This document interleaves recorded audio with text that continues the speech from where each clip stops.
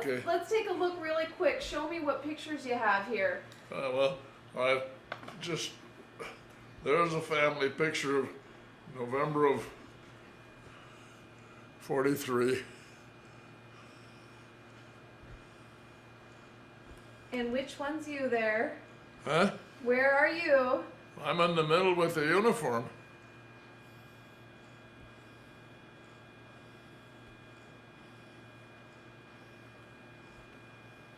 Very serious look you got there. Oh yeah. And quite handsome. Oh yeah. Let's see, this was taken in the States. Yeah, come on.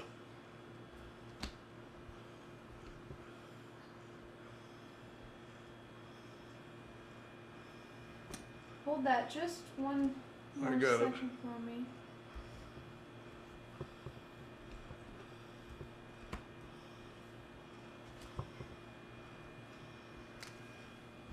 Wow. That's great.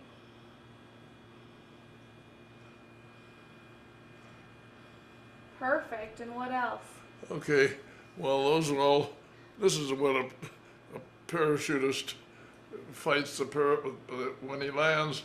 If the wind's blowing at all, he's got to fight the parachute to bring it down in the foldable distance so he can fold it and put it back in the pack. Wow. I think that'd take all day. Great. Okay, then I have many of the questions you'll have. I've written my funny war, and my funny war starts with the beginning and ends with it ends with all of the penalties of the Germans who were big shots in the war, and they ended up, starts out war as hell, said Sherman, and it ends up war as hell, said Sherman, the Germans soon found. So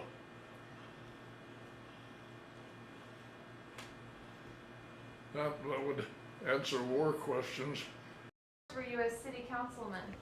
From 63 till 68, and then in 70, I lost an election for state representative, and in 72, I was elected to the Senate, and I was in the Senate in the 70s until early, for 2 terms, 8 years, and then became a motivational speaker and a management consultant, and then the governor, well, came back to Spokane, but my tour of duty was such that the governor invited me back to be the regulator of savings and loans and credit unions when they were in trouble, and I became the state regulator who removed more people from office and helped send more people to jail than any other regulator in the United States. And not 1 cent of the billions, well, not billions, but whatever, quite a few dollars, had to come to savings and loans to rescue them. Not 1 cent had to come to the ones I regulated. Wow. That's So anyway, I had fun. I've had a good career. absolutely. So. And now you're getting to go on honor flight. Now you said you've been to DC. Who approached you about going on honor flight? Go on this flight? Yeah. Let's see. You may have been the first one I heard from. Whose idea was it to go? I don't know.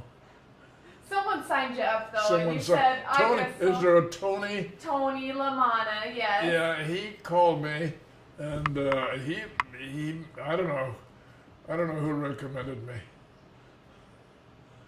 So anyway. When they asked you if you wanted to go, what was your reaction?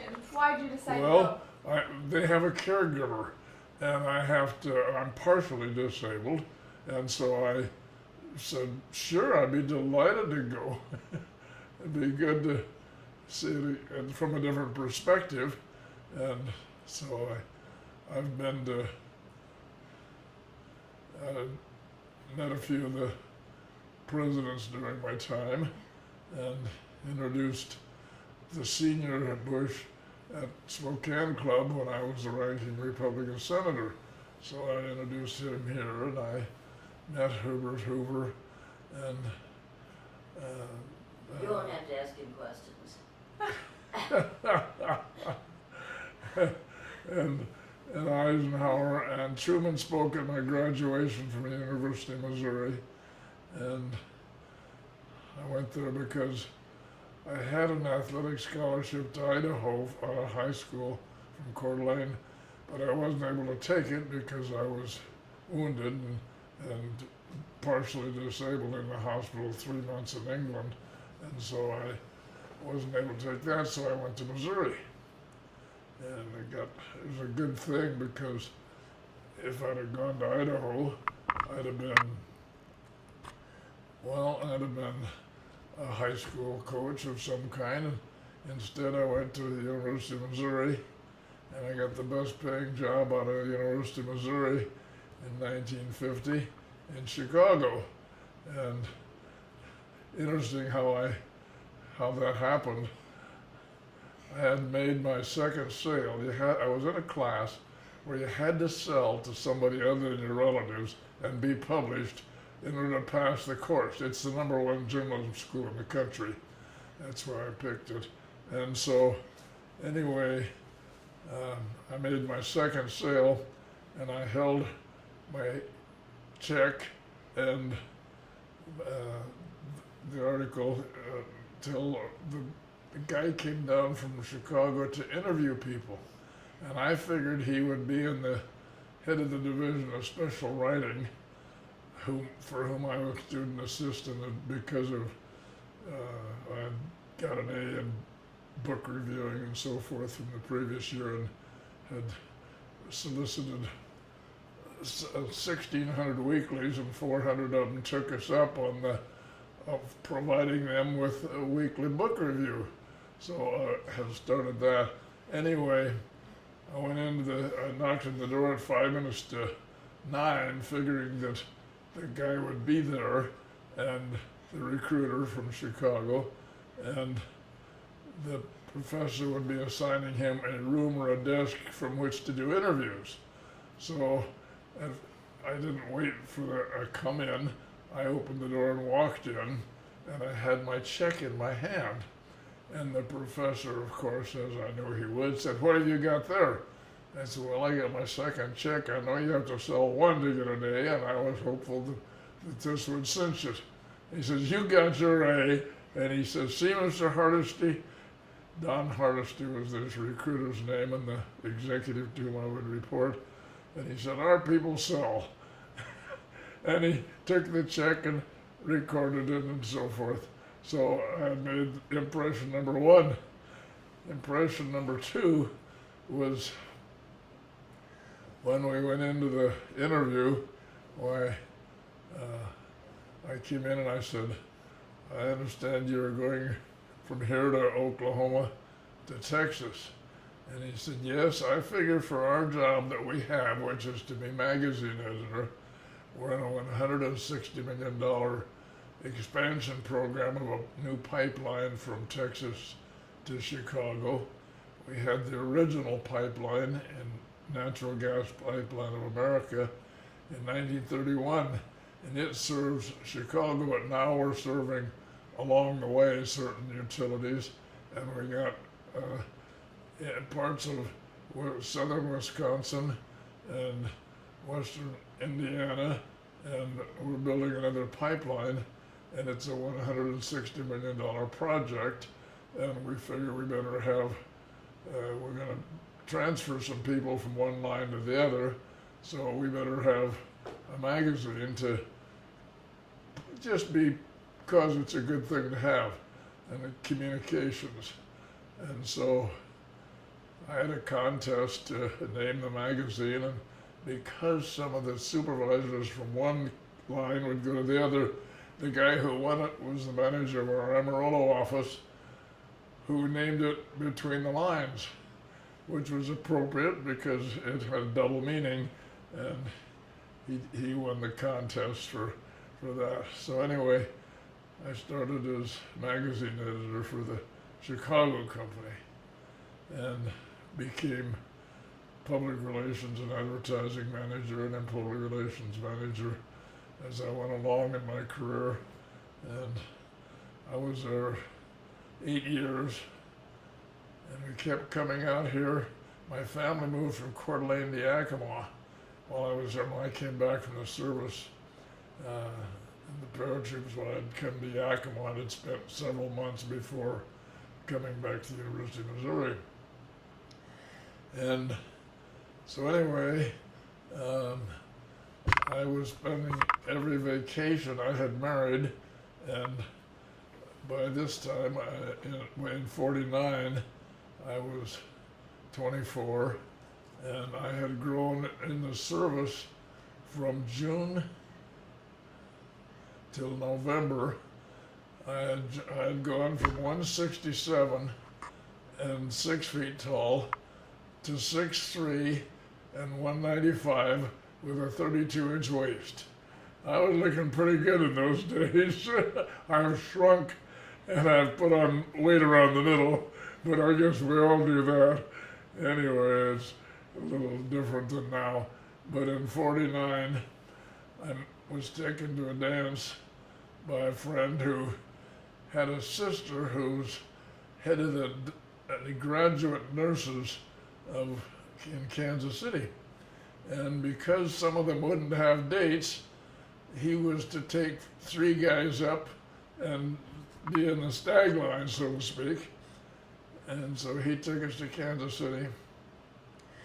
And there was, I danced with one young lady, and she was overly impressed that I was getting 2 degrees simultaneously. And she said, "Well, you'll excuse me, I must converse with someone." And so she sat down, and I looked at the line of girls over there with white and blue and light-colored formals, and there was one lady in black with I call it the Chinese dragon dress, because it was slid up the side just above the knee from the floor, and she was no corsage. And so anyway, I asked her to dance, and she said, "Well, I'm here with a friend, nothing serious. He's a Marine whose girlfriend is here, and he wanted to come, so we came as a couple, and so I'm not his friend, I'm his friend, but that's all." And so we danced, and I said, "Well, I'm sorry, I don't have a corsage for you." And she said, "Well, I'm sorry, I don't have a boutonniere for you." She says, "Oh, but I do." And she took a drop pearl earring off and put it in the lapel of my coat, of my sport jacket. And so we danced several times, and I spent the next X number of weeks, I forgot how many, but for 6 weeks, I went up to see her every weekend. And she said, when we were sitting on a drugstore stool with 4 other people in the room, and we were waiting for a bus. I'd sold my car that I'd bought when I came back from service. But anyway, she said she was a store model for Emery Bird Thayer, the largest department store in Kansas City. And she said, "The Jansen man who was in wants me to go to Florida, and if that works out, to go to California." And I said, "You cannot go to Florida." She said, "Why can't I go to Florida?" "Because you got to stay here and marry me, that's why." That was my proposal. And everybody in the drugstore turned around and said, "Now be sure you tell us how this turns out." And the girl said, "Well, I got to think about that." And I said, "Well, I'll be back Friday night. You think about it and give me your answer then." So Friday night, she said yes. And so we were married in a Presbyterian church at 4 o'clock on a June 5th. We had met in March, just before her 19th birthday. She was 19, I was 24. And so we were married for 7 days short of 38 years. And she died from a fall. And we had 3 children by that time, adult children, 2 boys and a girl, and 2 of them the 2 boys live here in the Spokane area, which is why I'm here, and the daughter lives in Portland, and she's coming up and sees us once in a while. And so anyway, after 8 years in Chicago, we decided Spokane was a better place to raise our family. So we came out here. Now, Mark Twain said, if you can do it, it ain't bragging. So I will share with you that I had a good time in my career. I came back in '59, and in January of '61, the JC, I was not a member, but the JCs, I'd been a vice president of Chicago's 850-member JC program and taught them parliamentary procedure, among other things. I'd been president of Aurora Toastmasters and taught Dale Carnegie and this sort of thing. So I taught parliamentary procedure to the Chicago JCs. We're back in Spokane, and January of '61, I'd been there since April of '59, I was named Outstanding Young Man of the Year. And so that was a start on things.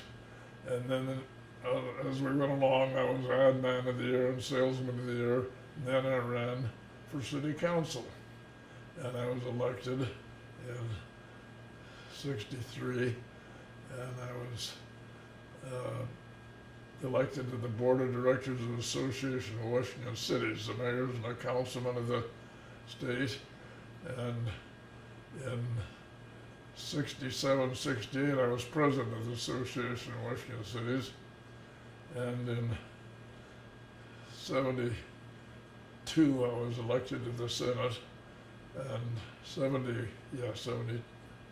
72, and served until 80, 81, and had then become a consultant to 3 national firms out of Washington, D.C., which I'd been a member of the board of directors of the state savings and loan supervisors and the regulators of credit unions. I'd been on each of those boards, so they became clients of my management consulting business. I was in my own from then. And so I had another client in Pennsylvania, and I ended up doing that for a while until the governor asked me to take the job of regulator of savings and loans and credit unions in Olympia.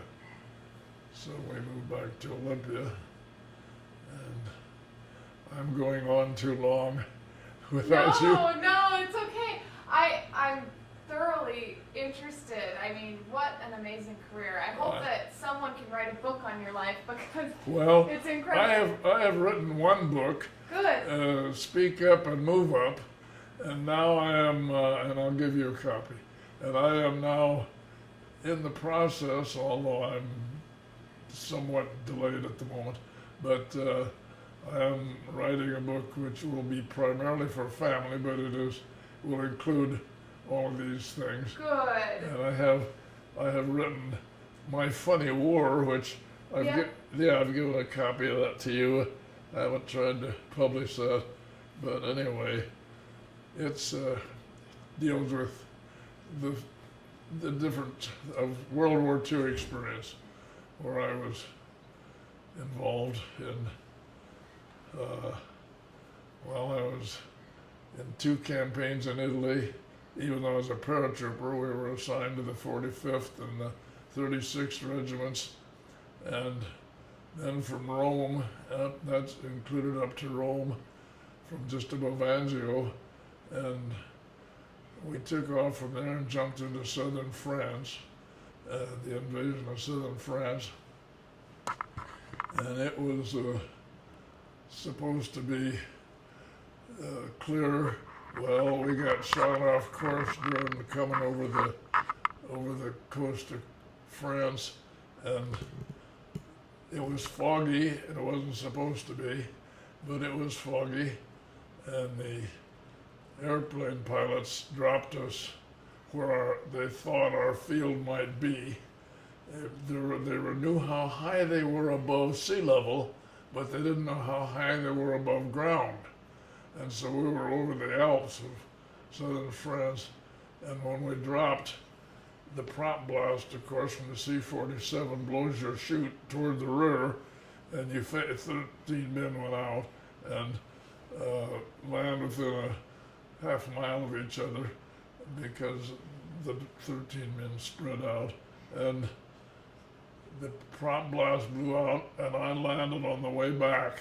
We had dropped from about 150 feet, and I landed in a grape vineyard with crosses of wood like so, and fortunately I landed right in between the rows, and some of the guys landed on the sticks, and one in a tree and one hit a telephone wire, and it was not, we were 9 miles from the jump field we were supposed to land at, fortunately, because the Germans occupied it. And it was 5 acres open, and they had trucks in 2 of the corners with crossfire of machine guns, and there were poles in the ground with wires and bombs hung to them in the field we were supposed to land at. We got lucky and didn't land there, but we ended up taking it a few days later. And so anyway. How many men died that day? That day, I don't know. But when you say they hit the crosses, those ones didn't live, or the power. Oh no, the guy got out of the tree. He took his Really? he took his knife out of his boot and cut the chute, and he dropped to the ground. And the guy who hit the telephone wires his chute did, but he didn't. See, so he was able. We got him down. Anyway, so we gathered together and made our march toward the field where we're supposed to be, and the invasion was occurring on the coast, and so the Germans were retreating from the coast, so we were behind them, and we would intercept certain ones of them and take prisoners and so on. Anyway, we got to the jump fields where we were supposed to land, and we came up behind them, and we took them out and took over the field. And so anyway, that was the beginning of quite a campaign in southern France, and we went from there to Belgium when the Battle of the Bulge occurred. We'd gone as far as Rome to jump over into France, and then we'd gone up to Lyon, and I've forgotten some of the places, but I've written My Funny War, which includes all the facts in there. Anyway. But you, just to make sure I have it right, so it was, what was your role in the Battle of the Bulge?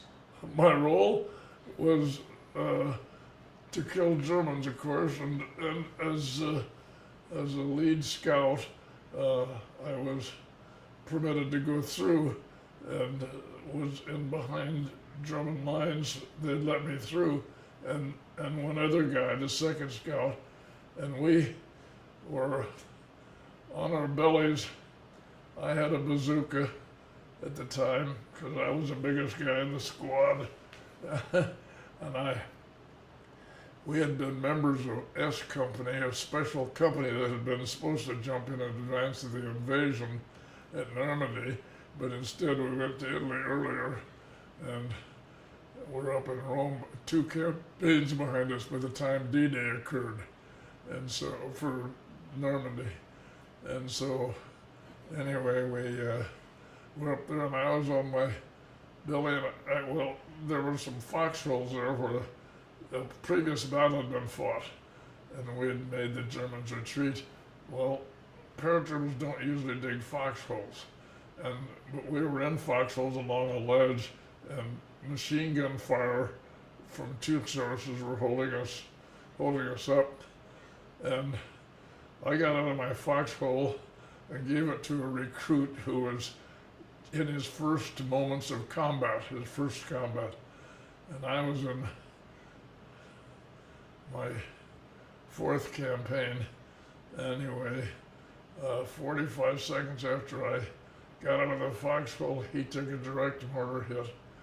And about 30 seconds later, I felt a pain go through me like a sharp poker. It grazed my 5th lumbar vertebrae and hit the left pelvic girdle. I was trying to fire my bazooka into the machine gun nest that was holding us down, and I'd fallen short the first round. And when they came in with their mortar fire, they got me, and so I was shortly thereafter taken back to. I saw the Eiffel Tower of Paris through the back window of an ambulance, and I was taken to Paris to a hospital and kept there for 7 days till the weather cleared. We were supposed to go fly to the worst wounded, were to go to England, and after 7 days they put us on a train with a canteen of water and a sandwich, and we got delivered. Anyway, they brought us up to where we were getting on a boat on a ship across to Liverpool, and I don't know, someplace across the English Channel. I think I better leave on. And we In the Battle of the Bulge? yeah, the Battle of the Bulge, I was wounded. And that carries with you today, those wounds, that's why you're partially that's disabled? why I'm partially disabled, is I was in the hospital in England for 3 months, and then I was sent back to the States. And that's why you had to pass on your athletics scholarship at the University of Idaho. Couldn't take it because I was wounded. And So what was that athletics scholarship for? Was it for? Well, I'd lettered 4 years, and I went to Hayden Lake from the 3rd through the 10th grade, but they only had a 2-year high school, and there were 10 boys and 12 girls, and I was editor of the school paper. But anyway, we then had to find our own high school. We were 16 years old by that time. That fills the state law. Then we could go on to high school or not to either Rathdrum or Coeur d'Alene. But we were on our own. No school bus. Nobody owned a school bus at the Hayden Lake.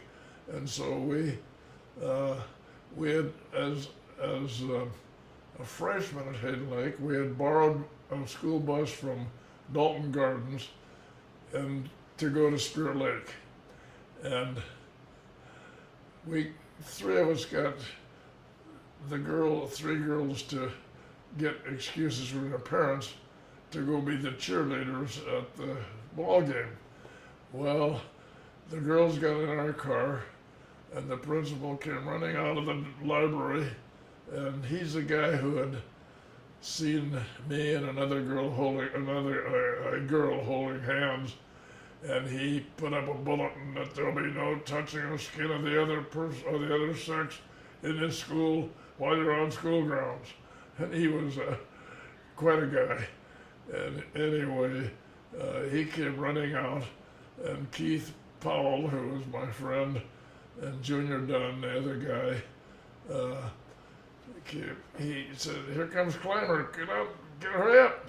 So I backed up, and as I started forward, Clymer ran right in front of my car, and I knocked him over, and he got up, and he said, "You girls get out of that car and get onto that school bus. You're not around with these boys." And so they got out. I drove up beside the driver, who was the coach. Donjus was his name. I forgot his first name. And I said, I've got to get gas at Foxy Inn, about a half a mile from here.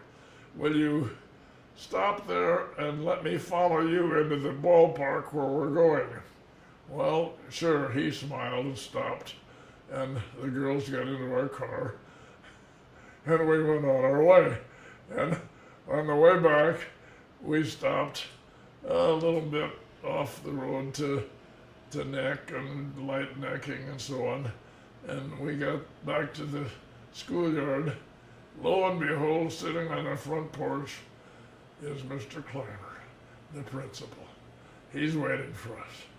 And he comes rushing out there, and I don't want to hit him again. He said, "You boys are expelled from school." One of them, Keith, said, "Well, for how long?" He says, "Till I tell you can come back. And that may be never." Well, how about the girls? "No, I'm not expelling them at the same time. Their parents will take care of them." So we were the next day. Now, there were not telephones at Hayden Lake in those days. And so we went to school the next day the same as always. Took our lunches, and we went down to the lake and dawdled around, and it was in May, and so we fiddled around, and finally we went back. We figured Eddie Wilbur's mother was the chairman of the school board, and so let's go see her. So we went over to see her, and we said, "We have been excused. How would you like it if Johnny and Eddie were not to finish high school, not to get to go anyplace? What would they be in their lives?" I says, "You got to get us back into school somehow." She said, "All right, now just a moment. We'll take care of it. We meet Monday night, and today's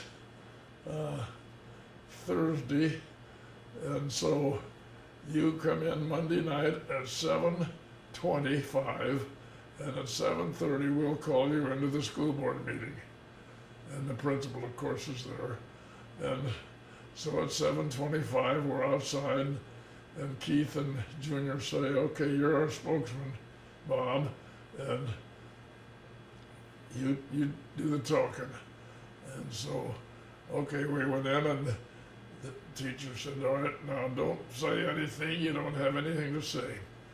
And what we have decided is that you will take a 10-point cut in every grade, and you'll be permitted back into school Monday." Well, it flunked Junior in 4 subjects.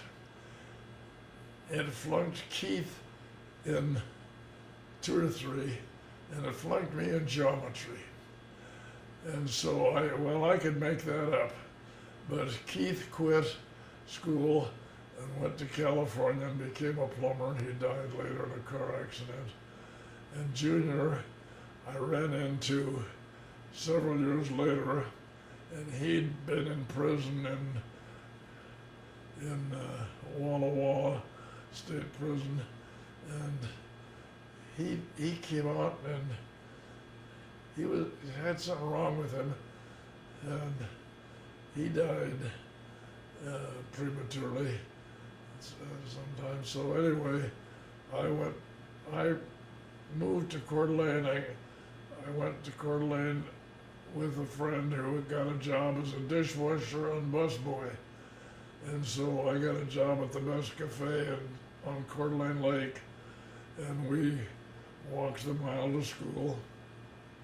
So I did finish, and I played ball there, and Are you I saying got 4 basketball or football? football and basketball Okay. and baseball and boxing. Oh, okay. And I was a pretty good athlete, and let's see, the coach of boxing saw in football. I beat out an end who had been their hot dog. He thought he was pretty good, and I beat him out because he didn't know the plays both ways. And the coach said, "Do you know the plays both ways, Lewis?" "Yes." "Okay, you're the end for this team."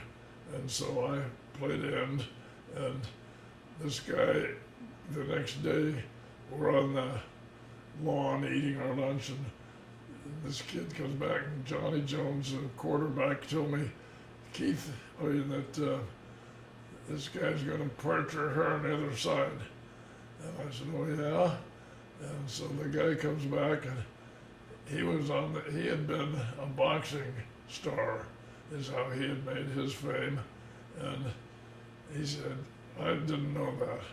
And I said, "I understand you're going to part my hair to the side." And he said, "That's right." And I said, "Well, how about right now?" And so we got up and walked across the street off the school grounds and toward an alley. And we were fighting when the coach of the boxing team came by, and he said, "Don't stop on my account, keep going."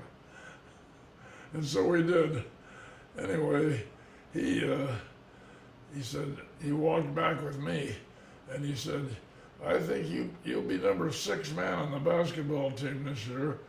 Why don't you take up boxing instead? I think you got a chance at boxing, and I need a light heavyweight, and you'd be pretty good, trainable, I think."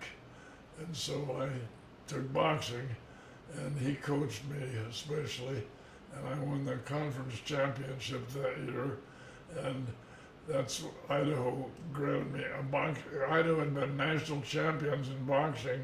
This is before wrestling became as popular as it is, and in boxing, and the Idaho, well, I went into the war the day out of high school, and they said, "Well, your scholarship will be waiting for you." But when I got out, I had been partially wounded. I'd been wounded, and I couldn't take the athletics scholarship, so I went to Missouri. Anyway, that was the beginning of my career. I came back to Spokane. I was married to this model who gave me the right answer. I had gone up to the balcony to see her when I went into the record shop and asked the girl where Peggy Thompson was, and she's at the top of the stairs, but you can't go up there, it's a private showing display. I said, "I won't bother anybody." So I go up, and the door is slightly ajar, and there are 2 chairs sitting here by the wall. So I push open the door and go and sit down. Well, her boss is a lady who is not too thrilled at having me there.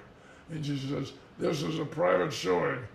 And the purchasing agent, who was a 45-year-old man, said, "Oh, let him sit. He won't bother anything if he just keeps quiet." And I said, "I'll keep quiet."